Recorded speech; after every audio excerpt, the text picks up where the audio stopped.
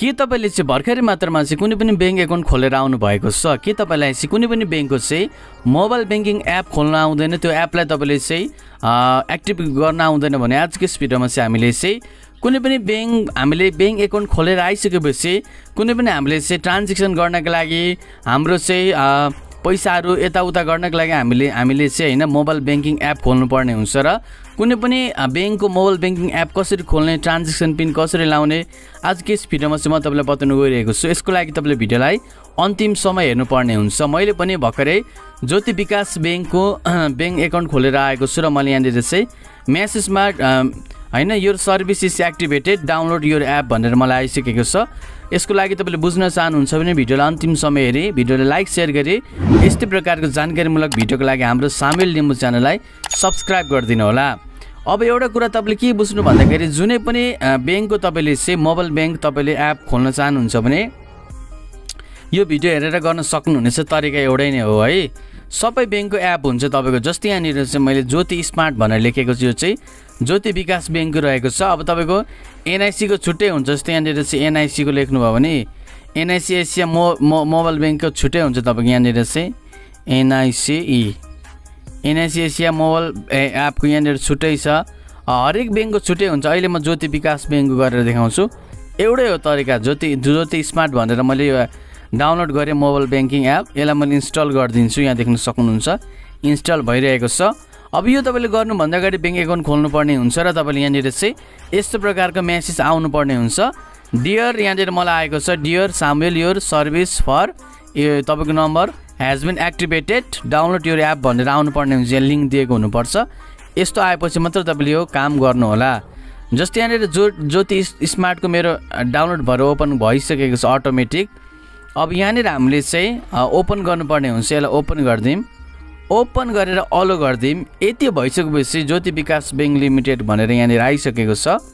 अब यहाँनिर चाहिँ इङ्ग्लिस नेपाली यहाँनिर चाहिँ आएको छ तपाईको चाहिँ हैन इङ्ग्लिस नेपाली तपाईको कुन ल्याङ्ग्वेज तपाईलाई हैन सजिलो लाग्छ इङ्ग्लिसमा गएर मैले नेक्स्ट गरिदिन्छु। अब मैले यहाँनिर इङ्ग्लिसमा सिलेक्ट गरेर नेक्स्ट गरिदिन्छु। वेलकम टु ज्योति स्मार्ट भनेर आइसकेको छ, नेक्स्ट गरिदिउँ। पेमेन्ट मेड इजी भनेको छ, नेक्स्ट गरिदिउँ। सबैलाई नेक्स्ट गर्दै तपाईले आई अलरेडी ह्याभन आउने तपाईले त्यसपछि यहाँनिर चाहिँ रजिस्टर एक्टिभेटेड भन्ने अप्सन भेट्नुहुन्छ डाउनमा, यहाँनिर तपाईले टच गरिदिनु होला। त्यसपछि यहाँनिर चाहिँ एउटा हामीले यहाँनिर चाहिँ एक्सेप्ट गर्नुपर्ने हुन्छ, यसलाई तपाईले एक्सेप्ट गरिदिनु होला। र भेरिफाई योर मोबाइल नम्बर भनेको छ, प्रोसिड गरेर आफ्नो मोबाइल नम्बर तपाईले यहाँनिर चाहिँ भेरिफाई गर्नुपर्ने हुन्छ। मोबाइल नम्बर राख्नु होला, जुन मोबाइल नम्बरबाट तपाईले बैंक एकाउन्ट खोल्नु भएको। त्यसपछि तपाईले यहाँ मोबाइल नम्बर राख्नु भइसकेपछि तपाईले यहाँनिर चाहिँ कन्टिन्यू गर्नुपर्ने हुन्छ। त्यसपछि ओके गरिदिनु होला। अब यहाँनिर तपाईले एसएमएस पठाउनु पर्ने हुन्छ। यहाँनिर चाहिँ एसएमएस पठाउने बित्तिकै सेन्ड गरिदिनु होला र तपाईले यहाँनिर चाहिँ एउटा कोड आउँछ, एकछिन हामी वेट गरौँ। यहाँनिर हामीले यो मेसेज पठाएर अब यहाँनिर ब्याक गर्नुपर्ने हुन्छ। यसपछि यहाँनिर एकछिन यहाँनिर लोडिङ हुन्छ, लोडिङ भइरहेको छ, एकछिन टाइम लाग्छ। यहाँनिर हामीले नयाँ पासपोर्ट राख्नको लागि अप्सन आउँछ, नयाँ पिन र नयाँ पासपोर्ट ट्रान्ज्याक्सन गर्नको लागि कुनै पनि। यहाँ देख्न सक्नुहुन्छ we have sent you OTP code हामीले यहाँनिर पठाइसकेको छ। यहाँनिर चाहिँ हामी हेरौँ, यहाँनिर ज्योति स्मार्टले यहाँनिर पठाइसकेको छ, यहाँनिर आइसकेको छ। कन्टिन्यू गरिदिन्छु र यहाँनिर चाहिँ enter your primary account number भनेको छ। यहाँनिर हामीले चाहिँ के गर्नुपर्ने हुन्छ, बैंक खाताको एकाउन्ट नम्बर यहाँनिर तपाईँले राख्नुपर्ने हुन्छ है। तपाईँलाई मेसेजमा आएको हुन्छ, त्यो राख्नु होला। अब यहाँनिर म एकाउन्ट नम्बर राखिदिन्छु। यो एकाउन्ट नम्बर भनेको चाहिँ मैले यहाँनिर कपी गरेको छु, कन्टिन्यू गरिदिउँ। र यहाँनिर हामीलाई नयाँ पासपोर्ट राख्नुपर्ने हुन्छ। यो पासपोर्ट तपाईँले चाहिँ नभुल्नु होला है, तपाईँले भुल्नु हुँदैन। जस्तै यहाँनिर चाहिँ म राख्दिन गइरहेको छु। अब यहाँनिर तपाईँले पासपोर्ट राख्नु भइसकेपछि कन्टिन्यू गरिदिनु होला। त्यसपछि यहाँनिर चाहिँ please make your passport meets भनेको छ। हामीले यहाँनिर चाहिँ अलिकति गाह्रै खालको लाउनु पर्ने हुन्छ। मलाई आएर फेरि कन्टिन्यू गर्छु। मैले पासपोर्ट राखिसकेको छु। पासपोर्ट चाहिँ 1500वटा क्यारेक्टरको राख्नु होला हैन।